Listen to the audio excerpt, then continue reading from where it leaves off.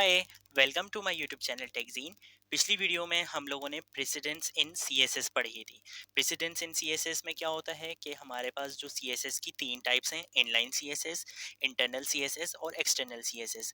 अगर इन तीनों टाइप्स की सीएसएस को मैं एक ही टैग के ऊपर अप्लाई कर दूं तो कौन सी सीएसएस अप्लाई होगी उस टैग पर, हमने ये देखा था। हमने बताया था कि इनलाइन सीएसएस की प्रेसिडेंस सबसे ज़्यादा हाई होती है।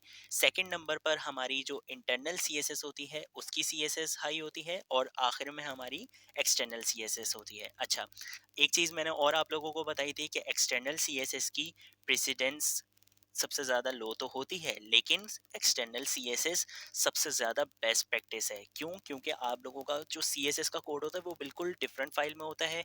एक फाइल में आपका एचटीएमएल होती है, एक फाइल में आपकी बिल्कुल सीएसएस होती है। दोनों को आपने लिंक करवा दिया। कोई अगर आपने चेंजेस करनी है तो आप लोगों को टैग्स नहीं ढूंढने पड़ेंगे, आप डायरेक्ट अपनी उस एक्सटर्नल फाइल में जाकर वहां पर चेंज कर सकते हो। बिल्कुल स्ट्रक्चर होता है कोड, कोई कॉम्प्लेक्स नहीं हुआ हुआ होता कोड। तो एक्सटर्नल सीएसएस हमारी बेस्ट प्रैक्टिस होती है। तो आगे आने वाली वीडियोस में और आज की वीडियो में भी हम अपनी बेस्ट प्रैक्टिस यही बनाएंगे कि हम कौन सी सीएसएस यूज करें, एक्सटर्नल सीएसएस। अच्छा, आज का जो हमारा टॉपिक है वो है कलर्स इन सीएसएस। ठीक है, तो सबसे पहले फाइल बना लेते हैं, कलर्स डॉट HTML। ठीक है, और एक एक्सटर्नल CSS के लिए फाइल बना लेते हैं, क्या, colors डॉट CSS। ठीक है, यहाँ आएंगे HTML की फाइल में, पिछली फाइल को क्लोज कर देते हैं, एक्सक्लेमेशन मार्क लगाएंगे, हिट एंटर करेंगे, टैब टैब, और यहाँ आकर हम लिख लेंगे क्या, कलर्स इन CSS। ठीक है, दोबारा टैब प्रेस करेंगे, हम आएंगे बॉडी के टैग में, यहाँ आकर हम लिख लेंगे क्या, H1, और H1 पे हम लिख लेते हैं कलर्स इन CSS। ठीक है, कंट्रोल एस से सेव करेंगे। यहाँ पर हम अपनी CSS की एक्सटर्नल जो CSS है उसको लिंक करवा देंगे। क्या नाम है हमारी CSS की फाइल का, colors dot CSS। Control S से सेव करा। अच्छा, एक चीज़ और, बहुत बार ऐसा भी होता है कि हम स्पेलिंग मिस्टेक्स कर लेते हैं या कुछ, तो हम क्या कर सकते हैं, कंट्रोल प्रेस करेंगे और क्लिक करेंगे तो देखो ये आपको वही फाइल खोल के दे देगा। अगर आपने यहाँ पर फॉर एग्जांपल, जैसे मैंने फाइल का नाम रखा है colors dot C S S, है ना, और मैं यहाँ पर अगर रख लेता हूँ color dot C S S, और अब अगर मैं इसको खोलने की कोशिश करूंगा तो ये देखो ये बता रहा है unable to open color dot C S S. ठीक है, तो इसको यहाँ से देखो हटा दिया। तो ये VS कोड आपको ये फंक्शनैलिटी भी प्रोवाइड करता है। इसको वापस color dot C S S कर दिया, कंट्रोल और प्रेस करेंगे तो देखो इसने मुझे वही फाइल जो मैंने बनाई थी वहां पर इसने मुझे फौरन पहुंचा दिया। अच्छा, यहाँ पर आकर H1 को टारगेट करेंगे और यहाँ पर आकर हम लिखेंगे कलर। अच्छा, कलर प्रॉपर्टी क्यों यूज करते हैं, हमने जो टेक्स्ट लिखा हुआ होता है ना, जो हमारा जो टेक्स्ट का कलर होता है CSS में, उसको हम कैसे यूज करते हैं, कलर के नाम से। सही है, कलर हमें, अगर हमने अपने टेक्स्ट का कलर चेंज करना होगा तो हम कौन सी प्रॉपर्टी यूज करेंगे, कलर प्रॉपर्टी यूज करेंगे। अब यहाँ पर देखो कलर तो आ गया।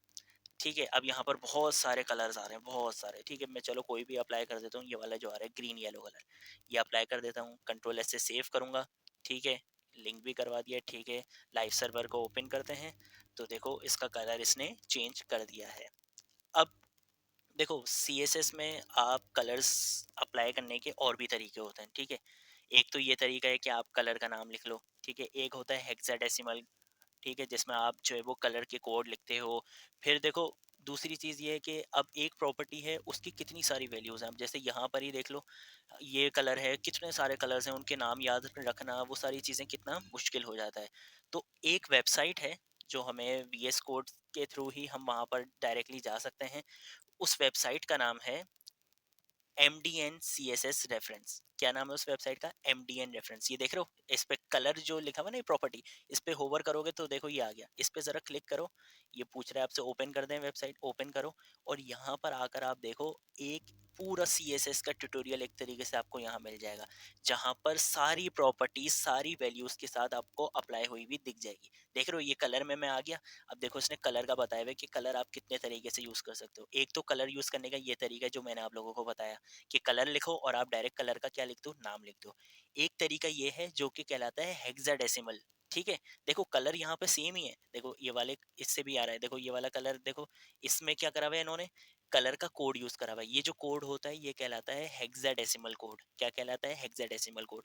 हेक्साडेसिमल कोड कैसे कहलाता है कि हेक्साडेसिमल में हमारे पास वैल्यूज कौन सी होती हैं, 0 से 9 तक। ये 10 वैल्यूज हो गई, 0 से 9 तक 10 वैल्यूज हो गई, और 6 करेक्टर्स होते हैं, छह लेटर्स होते हैं, A to F, A B C DEF, ये 6 लेटर्स होते हैं आपके पास, और 0 to 9 10 डिजिट्स, ठीक है। तो ये टोटल आपके पास कितनी वैल्यूज बन गई?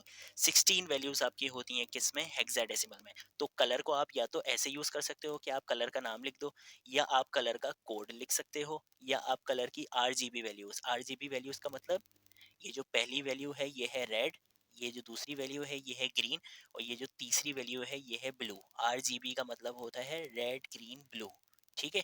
क्योंकि कोई भी कलर होता है वो इन्हीं 3 कलर को मिलाकर बनता है।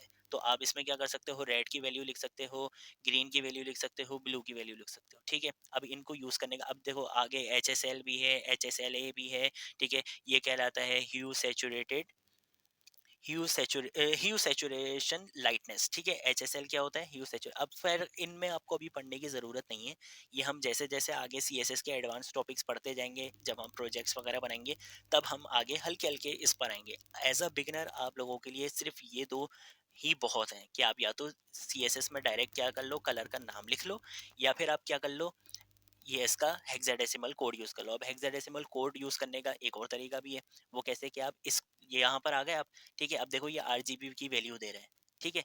मैं क्या कर सकता हूँ, मैं यहाँ से कोई भी, अगर मुझे ये इतना डार्क कलर नहीं लेना, मैं इसको थोड़ा सा लाइट में लेकर आ जाता हूँ, मैं यहाँ ले आता हूँ, भाई मैंने ये कलर यूज करना है, तो देखो इसने कलर वो चेंज कर दिया, और ऑटोमेटिकली इसने वैल्यूज भी कर दिए हैं। कंट्रोल ऐसे सेव करूंगा, वापस आके देखता हूँ कि भाई देखो वैल्यू चेंज हुई है, हाँ देखो वैल्यू चेंज हो गई। अब कुछ ज़्यादा ही लाइट हो गया तो वो दिख नहीं रहा, इसको वापस कंट्रोल Z से वापस वही कर लेते हैं, कंट्रोल ऐसे सेव करते हैं, और यहाँ पर हम देख लेते हैं, ठीक है। ठीक है, अब देखो इसको यूज करने के और भी तरीके, जहाँ पर आपको पूरा सिंटेक्स बताया हुआ है, MDN रेफरेंस में आपको पूरा सिंटेक्स बताया हुआ है कि अगर आपने डायरेक्ट उसका नाम यूज करना तो आप कैसे यूज करोगे, कि कलर लिखा, कॉलन और कलर का नाम, जो मैंने आप लोगों को बताया, ठीक है। अब अगर आप लोगों ने क्या करना हो, अगर आप लोगों ने हेक्साडेसिमल का कोड यूज करना हो तो वो कैसे करोगे? कलर लिखा, और ये हैश, हैश के बाद आप लोग उसका कोड यूज कर सकते हो।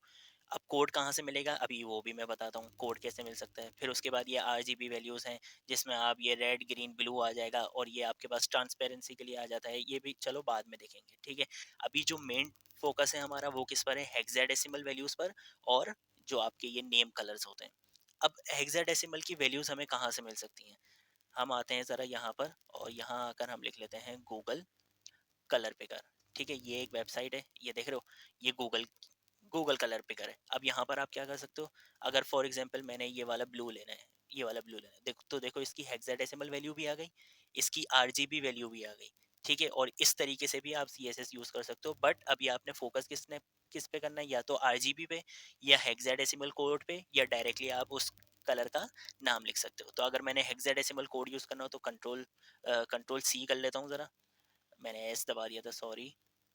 इसको क्या कर लेता हूँ, कंट्रोल C से कॉपी कर लेता हूँ, VS कोड में आता हूँ, और इसकी जगह क्या लिख लूंगा अब मैं, अपना जो ये वाला जो कोड है मेरा, इस कोड को मैंने लिख लिया, कंट्रोल S से सेव करूंगा तो देखो ये VS कोड मुझे यहाँ पे दिखा भी रहा है कि ये कौन सा कलर है, ठीक है। कंट्रोल S से मैंने सेव भी कर लिया, जरा यहाँ आके देखते हैं तो देखो इसका कलर चेंज हो गया है, ठीक है।